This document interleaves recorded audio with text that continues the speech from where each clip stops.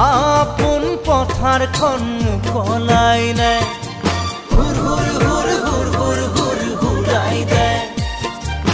আপোন পথাৰখন মুকলাই নে নমতা আলহী চোতাল ভৰিছে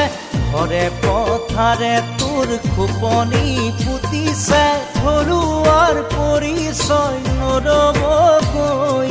ঘৰুৱা বুলি তোৰ চিনাকি দে